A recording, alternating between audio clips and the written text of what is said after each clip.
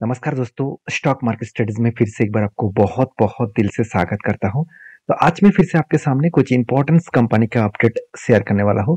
तो वीडियो को पूरा लास्ट तक देखिएगा और अभी तक अपने चैनल को सब्सक्राइब नहीं किया तो जरूर कर लीजिएगा। कंटिन्यूसली इंफॉर्मेशन और अपडेट्स पाने के लिए चैनल के ऊपर बने रहिएगा। तो चलो देख लेते हैं कौन सा कंपनी है इस वीडियो के अंदर। फर्स्ट जो कंपनी है जिसके बारे में चर्चा करूंगा उसका नाम आप देखेंगे, उसका नाम है एंजल वन।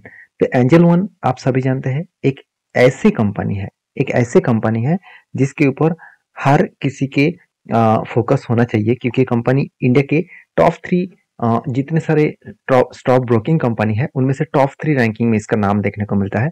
और एक पुराना और ट्रस्टेड कंपनी है और एक कंपनी का बिजनेस अलग अलग प्रोडक्ट के ऊपर है। जैसे आप देखेंगे कंपनी का जो बिजनेस है वो स्टॉक्स के ऊपर है, कमोडिटी प्रोडक्ट के ऊपर है, करेंसी के ऊपर है, साथ ही साथ इंस्टीट्यूशनल ब्रोकिंग के ऊपर है, साथ ही साथ providing margin trading facilities and depository services. तो साथ ही साथ कंपनी म्यूचुअल फंड के ऊपर भी काम करते हैं, एक एनबीएफसी भी है और साथ ही साथ एक इंश्योरेंस कंपनी भी है। तो इतने सारे प्रोडक्ट लेकर कंपनी काम कर रहा है और कंपनी अच्छा खासा ग्रोथ भी किया है। ऐसे नहीं कि कंपनी की ग्रोथ नहीं हुआ। तो ग्रोथ किस तरीके से हुआ चलो वो मैं आपको दिखा देता हूँ। सबसे पहले कंपनी के ग्रोथ के बारे में बात करूं तो आप देखेंगे तो कंपनी का last 5 years 3 years last year में कंपनी का जो ग्रोथ है आरओई का, रिटर्न ऑफ इक्विटी का, करीबन 27% से लेकर 40% तक कंपनी का ग्रोथ देखने को मिला। उसी तरीके से कंपनी का आरओसी जो मतलब 5 साल में 40%, 3 साल में 50% और लास्ट ईयर में 60% के आसपास देखने को मिला। तो अलग लेवल का कंपनी का मतलब आरओई एंड आरओसी दोनों ही देखने को मिले हैं। डेप्थ के बारे में बात करूं तो डेप्थ पहले बहुत ज्यादा था, 1% के आसपास हुआ करता था। आज वो डेप्थ को कम करके 0.36% के आसपास किया। और उसके साथ साथ नेट प्रॉफिट मार्जिन भी आप देखेंगे हमेशा हम लोग को 15 से 20% के ऊपर चाहिए नेट प्रॉफिट मार्जिन, तभी अच्छा बेस्ट कंपनी माना जाता है। तो यहाँ पे तो 20 से 30% के ऊपर कंपनी का नेट प्रॉफिट देखने को मिला। तो एक हाई लेवल का ग्रोथेबल कंपनी है। और कंपनी के सबसे इंपॉर्टेंट पॉइंट क्या है, कंपनी कर्जा कहाँ से कम किया, चलो वो मैं आपको दिखा देता हूँ। देखिए कंपनी के जो बोरिंग्स है वो बोरिंग्स पहले ज्यादा था, इस बार थोड़ा सा बोरिंग्स फिर से लिया गया। तो पहले जो बोरिंग्स था उससे कंपनी कम किए थे मार्च के एंडिंग में। अभी सितंबर क्वार्टर में कंपनी के ऊपर बोरिंग्स ज्यादा लिया गया। तो कर्जा किस बेसिस में लिया गया उसके बारे में चर्चा करूं तो आप देखेंगे कंपनी का ट्रेड रिसीवेबल में कंपनी के इस बार जो 39 करोड़ के आसपास ट्रेड मिला था, उसके बाद 250 करोड़ और इस बार वो 200 300 करोड़ के आसपास आप ट्रेड रिसीवेबल के बारे में बात कर सकते हैं। मतलब ट्रेड रिसीव हुआ करीबन 300 करोड़ के आसपास। तो अलग लेवल का यहाँ पे ट्रेड क्या हुआ, रिसीव हुआ। और उसके साथ साथ आप ये भी देखेंगे तो कंपनी के ऊपर एज ए इन्वेस्टर प्रोमोटर से लेकर एफएसडीएस पब्लिक, चलो यहाँ पे मैं दिखा देता हूँ। आप यहाँ पे देख सकते हैं कंपनी के ऊपर जो होल्डिंग्स है उनमें से एफएस के पास भी होल्डिंग्स है और डीएस के पास भी होल्डिंग्स है। तो म्यूचुअल फंड के पास 7% होल्डिंग है और इंस्टीट्यूशन के पास आप खुद ही देख लीजिए 2021 में दिसंबर माह में 5.5% का होल्डिंग था डीएस मतलब एफएस के पास। आज वो होल्डिंग बढ़ के हो चुके करीबन 19.5% के आसपास। एक अलग लेवल का नेट प्रॉफिटेबिलिटी देखने को मिला। तो मेरे हिसाब से एक बेस्ट तरीके से यहाँ पे प्रॉफिटेबिलिटी ग्रोथ देखने को मिले हैं और उसी बेसिस में कंपनी आगे भी बढ़ रहा है। तो जिस तरीके से कंपनी यहाँ पे एक ब्रेकआउट करने के बाद टारगेट अचीव किया, उसके बाद देखिए कंपनी धीरे धीरे करके ऊपर गया। और मैंने आपको ये भी बताया कि यहाँ पे एक रेंज बना है, इस रेंज को ब्रेकआउट करेगा तो मेरा 30% का टारगेट रहेगा। तो 30% तक टारगेट मिला और यहाँ पे देखिए एक शोल्डर बना, उसके बाद बिग क्रैश हुआ। तो मैं इंतजार कर रहा हूँ तो फिर से एक बार शोल्डर बनने का। तो मुझे लग रहा है फिर से यहाँ पे एक शोल्डर बनेगा, सॉरी शोल्डर बनने के बाद हेड बना और हेड कंप्लीट होने के बाद एक बार शोल्डर क्रिएट करे तो फिर से एक बार यहाँ पे एंटी बन सकता है। तो अभी देखिए यहाँ पे जो प्रीवियस इसका स्ट्रॉन्ग सपोर्ट था वही लेवल को रिटेस्ट करके ऊपर गया है। अभी नीचे आ रहा है, फिर से रिटेस्ट करके ऊपर जाएगा, नहीं तो वो नीचे आएगा। तो अभी थोड़ा सा इंतजार करना ही ठीक होगा, क्योंकि जब तक कंफर्मेशन ना मिले तब तक मैं एंट्री नहीं लेता हूँ। तो जब कंफर्मेशन मिलेगा तो मैं खुद एंट्री लूंगा और आपके साथ भी शेयर करूंगा सारे डिटेल्स को। तो प्लीज इस वीडियो को एज एजुकेशन पर्पस में ही देखना। कोई भी मेरे तरफ से बाय एंड सेल का रिकमेंडेशन नहीं है।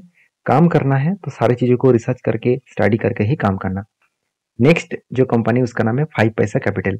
ये भी एक छोटा मोटा कंपनी है। स्टॉक ब्रोकिंग इंडस्ट्रीज में इस कंपनी का ग्रोथ लगातार बढ़ते चले जा रहा है। अगर इस कंपनी के बारे में बात करूं तो 1800 करोड़ के आसपास इसका मार्केट कैप देखने को मिले और कंपनी का पी रेशियो 28 के आसपास है।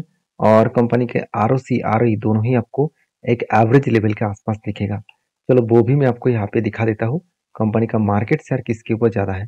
देखिए कंपनी का मार्केट शेयर उतना खास नहीं है, नंबर ऑफ अकाउंट्स जो है वो करीबन 1.39% के आसपास ऑल ओवर ब्रोकिंग फर्म जितने हैं। देखिए इंडिया में 400 से भी ज़्यादा स्टॉक ब्रोकिंग कंपनी है, तो उनमें से हर किसी के पास तो अकाउंट है ना, तो एक्टिव जो अकाउंट्स है, नंबर ऑफ एक्टिव अकाउंट्स उसमें 1.39% का टोटल नंबर ऑफ अकाउंट्स का मार्केट शेयर 5paisa.com ने लेके रखा है। और कंपनी किस तरीके से काम कर रहा है वो देख लीजिए। कंपनी एक टाइम इसका आरओई और आरओसी दोनों ही नेगेटिव था। आज आरओई भी अच्छा खासा ग्रोथ हुआ और सबसे बड़ी बात है आरओसी जो ज्यादा ग्रोथ होना चाहिए था वो 15% के ऊपर ग्रोथ हुआ, मतलब बेस्ट परफॉर्मेंस कंपनी कर रहा है।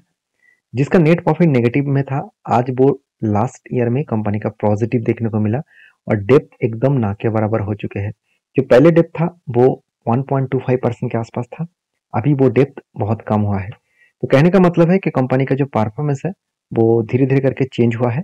जो कंपनी पहले 50 करोड़ 60 करोड़ के आसपास एक एवरेज प्रॉफिट करते, सॉरी एवरेज एक सेल्स कर रहा था, वो इस बार हाईएस्ट सेल्स किया करीबन 100 करोड़। आज तक की एक क्वार्टर में 100 करोड़ करोड़ तक प्रॉफिट करना फर्स्ट टाइम देखने को मिला।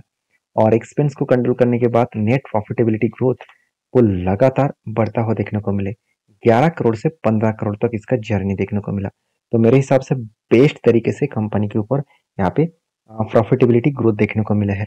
बाकी एज ए इन्वेस्टर, प्रोमोटर से लेकर एफएसडीएस पब्लिक, हर किसी के पास इस कंपनी के ऊपर इन्वेस्टमेंट आपको देखने को मिल जाएगा। तो इस कंपनी के ऊपर मैंने चार्ट पैटर्न जिस तरीके से मुझे मिला था उसके ऊपर मैंने टेल लिया, वो कुछ इस तरीके से कप विद हैंड पैटर्न बना, फाइनली ब्रेकआउट हुआ।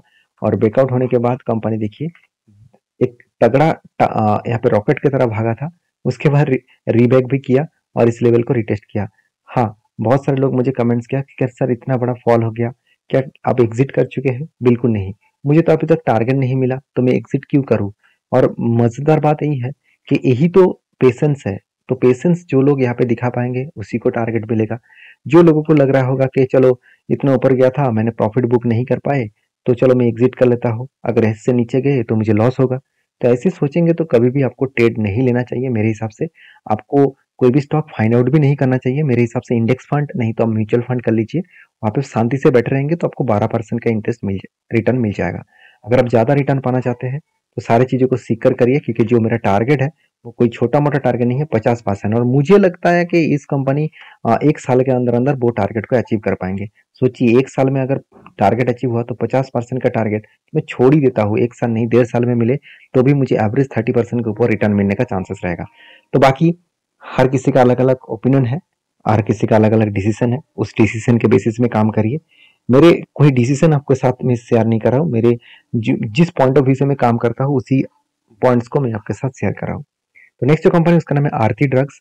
तो आरती ड्रग्स कोई छोटा मोटा कंपनी नहीं है, अभी धीरे धीरे करके कंपनी बड़ा हो रहा है। एक टाइम कंपनी का मार्केट कैप बहुत छोटा था, अभी देखिए कंपनी का मार्केट कैप थोड़ा सा कम हुआ है, क्योंकि कंपनी का मार्केट कैप 5,000 करोड़ के आसपास है। तो कंपनी के ऊपर अगर लास्ट 5 ईयर्स तक देखूँ तो कंपनी के ऊपर देखिए एक टॉप लेवल में कंपनी का परफॉर्मेंस चला गया था। करीबन करीबन इसका हाई था 100 के आसपास, 1000 के आसपास, अभी 500 के आसपास चल रहा है। तो इतना बड़ा फॉल क्यों देखने को मिला? जो कोविड के सिचुएशन में भी उतना बड़ा फॉल नहीं हुआ था, और आज इस इतना बड़ा फॉल देखने को क्यों मिला? इसके पीछे एक ही रीजन है, कंपनी की जो प्रोडक्ट है वो केमिकल सेक्टर के ऊपर बिजनेस कर रहा है। तो केमिकल का जो मार्केट में डिमांड है वो कम हो चुके हैं, और इस डिमांड कम होने के कारण कंपनी के ऊपर एक सेलिंग प्रेशर देखने को मिला। और मजेदार बात क्या है आप जानते हैं? कंपनी के पी रेशियो अगर मैं 5 साल तक देखूं तो कंपनी के एवरेज पी रेशियो के आसपास है, और कंपनी का टॉप पी रेशियो से कंपेयर करूं तो कंपनी का एक बिग करेक्शन देखने को मिला, मतलब यहाँ से एक यू टर्न होने का चांसेस रहेगा।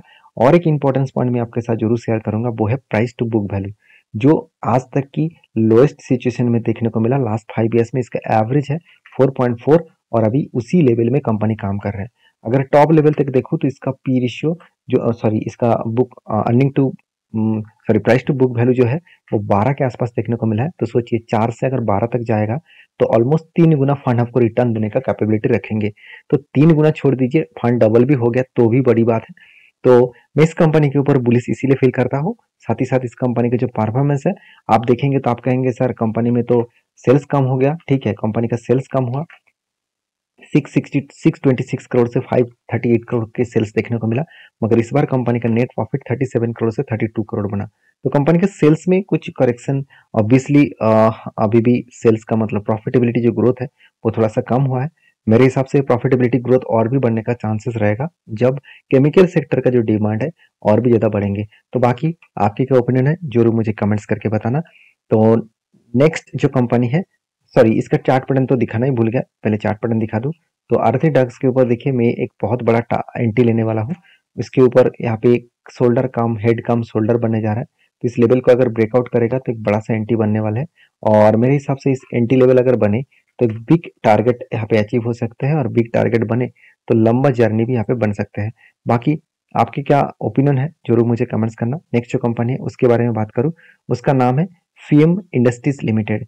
तो इस कंपनी की अपडेट जो है, उससे पहले कंपनी का चार्ट पैटर्न दिखा दूं। तो कंपनी एक साल पहले 1400 के आसपास चल रहा था, आज 2500 के आसपास चल रहा है कंपनी का शेयर प्राइस। और सबसे मजेदार बात है इस कंपनी के इन्वेस्टर के बारे में बात करूं, तो इन्वेस्टर भी इस कंपनी के ऊपर छोटा मोटा क्वांटिटी ऐड किया है, और इस कंपनी के ऊपर जो एक्स्ट्रा बेनिफिट है वो बोनस मिलने वाला है। 28 तारीख को हर एक के बदले एक शेयर कंपनी बोनस देने वाला है। तो जो लोग बोनस पाना चाहते हैं इस कंपनी के ऊपर एक बार रिसर्च करिए, उसके बाद काम करिए। वीडियो में जानकारी अच्छा मिले तो प्लीज लाइक करिए। मिलते हैं नेक्स्ट वीडियो में, तब तक के लिए धन्यवाद।